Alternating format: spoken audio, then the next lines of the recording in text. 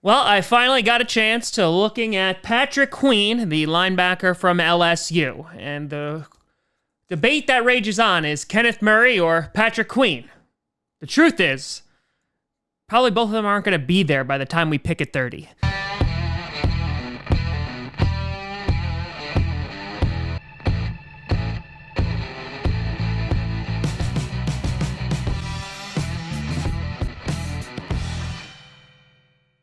Grossi Posse Packer Nation. Welcome to an episode of Packast, the podcast where you don't have to be a Packers fan, but it sure does help. I'm your host, Tom Grossi, and as I said in the introduction, today we're taking a look at the other linebacker darling that has caught the eye of Packers faithful everywhere, Patrick Queen, the 6-foot linebacker from LSU. Now, I emphasize 6 foot because he is a little bit on the smaller side, which a lot of people ding him for, and that does, of course, come with its limitations, but I'm going to break down kind of what my thoughts are on Patrick Queen after watching a bunch of tape on him and taking a look at what he has to offer. So, one of the things that stands out, obviously, is his combine 40-yard dash. He ran a 4.5, which is the fourth amongst linebackers, so he does have that closing speed. You can see that in the tape as well, that he's constantly going from sideline to sideline, and so this is obviously a positive.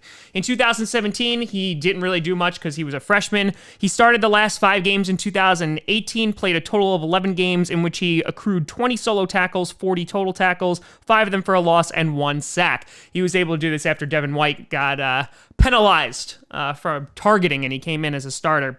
Then in 2019, obviously, he was a starter for 12 of the 15 games, so played a total of 15 games, though. So 37 solo tackles, 85 total, 12 of them for a loss, 3 sacks, 1 interception, and 2 passes defended. So you look at these stats, and if you look at them, you're like, all right, they're like, okay, there's nothing that's crazy good, so why is Patrick Queen being heralded as a first-round pick? And the answer to that is the guy can cover pretty damn well. He's also coming from LSU, which at this point has like a reputation for producing pretty damn good linebackers. As of late, Quan Alexander, Deion Jones, Devin White, even though I, dinged Devin White for his tackling, which I still stand by. And guess what? He's going to have an issue tackling too. But the positives about Patrick Queen is that he has a great motor. The guy usually doesn't give up on plays. He's always around the ball, which is obviously a positive thing. One of the other things is that he sticks with the ball, so he has pretty damn good instincts, and he's able to act and play very, very quickly for his size and speed, which is why I would be a little bit concerned if he gained a bunch of weight, because then that would probably cause him to slow down a little bit. He had a really great game against Clemson, but one of the things that I started to notice of where you're going to start seeing me deduct some points here is that there's not a ton of experience as a starter. So he really just has 1 year as a starter. And, ever since Josh Jackson, and I expressed my concerns with that, there are concerns with this as well, is that obviously he came on really, really strong and near the end of the season. Is he just a flash in the pan? I don't think so, but there are concerns that come along with that. He could be a better tackler. Again, a lot of it is shoestring tacklers, but again, he makes up for tackles, but he makes up for that in coverage. He's the kind of guy that we haven't had an inside linebacker in a very, very long time. We haven't had a coverage guy. You had Blake Martinez, who was obviously shooting up the stat sheet because you had him making a ton of tackles. The problem was a lot of them weren't behind the line. They weren't for a loss, and it was usually 5 to 10 yards down the field that he was making that tackle.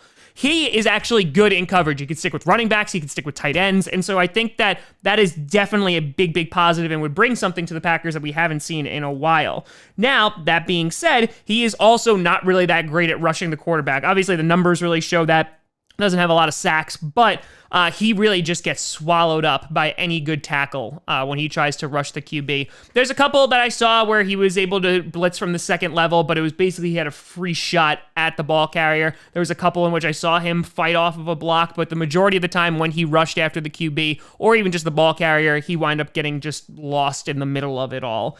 So I think he has a lot of talent. The problem that I have is that people are asking me, should we trade up to get Patrick McQueen? And my answer to that, quite frankly, is just no. If he falls to us, I don't think that he's a terrible pick. I think he's a guy that we could go with. There is going to be a lot for him to learn. He does need to be a better tackler. There are times as well where he is just focusing on the quarterback, and sometimes that is great, and especially when he's going against mobile quarterbacks, but then there's sometimes that he just gets lost in coverage. But for the most part, I think that he would be a great addition to the Packers.